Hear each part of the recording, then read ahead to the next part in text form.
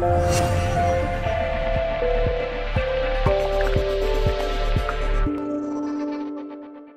everybody and welcome to another author interview at In-House Publishing, and joining me today is Dr. Clénin.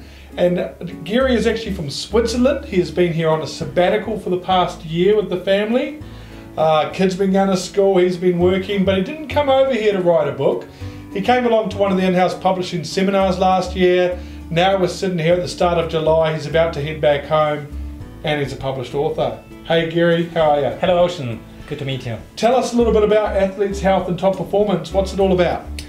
So Athletes' Health and Top Performance is first of all a handbook for athletes, coaches and parents in elite sports.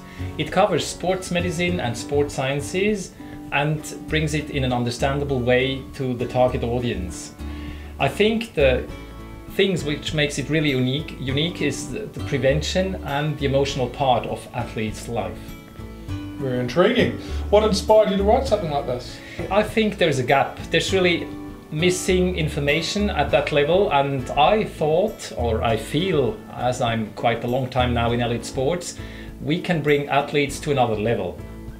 Okay, now let's touch on that for a minute. So you're an expert in your field. You've established yourself in Switzerland as a top medical professional in elite sports. So you must have some stories to tell. Yes, there are quite a few. Let's look at two, I think. One is, I see from time to time also a crying athlete. So for instance, you may say, yo, why that? Yeah, because it's about a diagnosis which may really prevent them of doing sports. So it reminds me of a case of a runner, female runner, top level runner, and she had a stress fracture of the foot, which made it necessary to have a break. So a complete break, no training for 2 weeks, and then coming slowly back into sports. This return to play plan, that's very, very important. And it was good for her to see that we could do a thing, but still these 2 weeks of complete pause were needed. And having then kind of planned over 6, 8, 10 weeks coming back into competition. That's one story. The other one is, reminds me of, gives some emotions back to me, seeing an athlete on a podium, World Championship, and having the same athlete with bronchitis, severe bronchitis, not treated. In 8 to 10 days is the competition taking place. Now you need, as a doctor, to make your decision. What's now really the good thing to do? Do we start with antibiotics? Do we adapt the inhalation? Was an athlete with exercise-induced asthma, so it was necessary to adapt the inhalation, and we decided then really for a couple of days having the antibiotics and stopping them but for the event. So when the athlete really, he made it to the top, got his gold medal, I was sure that the little corner of this medal belonged to me. That's pretty special. I think that what you've identified is, and this is actually creative leadership in a lot of ways, but it occurs in many industries now where the emotional value to a certain profession is heightened much more now. For example, what you were saying about the athlete that was crying, you have a responsibility now to deal with those emotions. And then that little piece of the medal, because if you look at it like this, if you hadn't given that advice, that guidance and that support to that athlete, you would have possibly not seen him collecting that medal. Yes, I think so. So it can work in reverse. So you've got a responsibility to take that step, and I think there's a lot of industries now where that's very similar. So I commend you for that. But what about the ones that aren't elite performers? What about the everyday Joe? Someone like me, you know, I'm not necessarily what you'd call an elite performer. What do I get out of this book, my friend? Look, Ocean, I think we can work on that. let's have a chat afterwards. Yeah, I think so. We could. All right. No, but coming to your question, I think that there's a lot of topics in which can really be interesting for everyday's life. I mean, looking at a conjunctivitis, for instance, so the inflammation of an eye, really even mattering if the eye really matters. I think there are situations where a self-treatment option may be possible. So for instance, rinsing it out with black tea and really caring for the eye, or then advices when to see a doctor.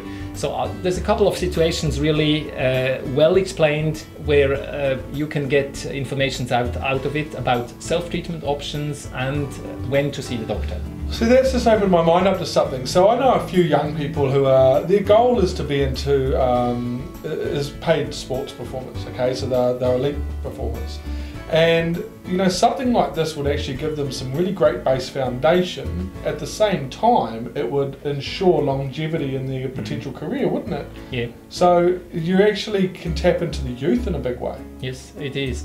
Yeah, it's certainly about longevity of a career. I mean, that's essential.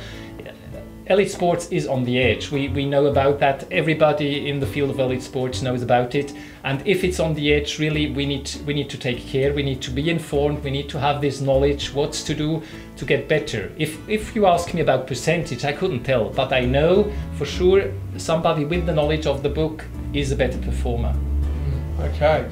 What's next for athletes' health and top performance? What's next for you? Yeah, look, I think it's first of all, it's about the promotion of the book. That's my first goal. Second, I will put it in German. So I think that's a service to my home country, that people in my home country will be able to read it. You will possibly ask, how about French? I need to think it over about the French part, but possibly. But we can even extend it. Extend means after that, I think the athlete's health and top performance, we have now covered the age group of 15 to 40, I would say. You could try to cover the older age group, go to the master athlete, to the still active people, taking the age group of 35 to 60, 65 for instance. Or we could go further down and say, look at the 8 to 20 years old people, so youth and adolescents. And still athletes' health and performance in the master athlete could be a title, or athletes' health and performance in youth and adolescence could be the other one. Okay, there's two things that have come out of that for me. Number one is that, and it's quite intriguing that you said this, because at a mentorship that you and I had a little while ago on Skype, you made the comment that this book is going to change your life. Remember that, eh? Mm-hmm. And it's quite intriguing to hear you speak now, because you've already planned, or you're planning in your mind, how you can use your field of expertise, your education, and what you bring to the table as a medical professional in sports elite performance to extend to the older, to the younger, to as many people as you could potentially reach, which I think is why we choose our professions, is that we can impact people as positively as we can.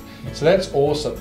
The other thing that triggered for me is that, hold on a second, you've come over here for your sabbatical, you've written this book, fantastic, it is available in Australia, but you're going back home to promote it. So that means that Gary's focus is making the Swiss athletes much more highly performed than the Australians. Would that be a fair statement, Gary?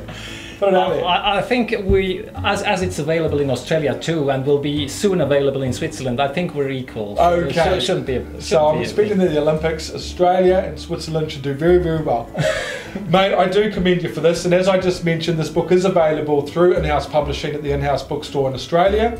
It is available on Gary's website. There are the sites at the bottom of the screen, and of course on Amazon. I want to congratulate you on this, man. It's been an awesome journey, and the best of luck in Switzerland, but obviously we'll still be in touch. Absolutely. Thanks very much. Yeah, thanks, Ocean. Thank you very much. Cheers, guys.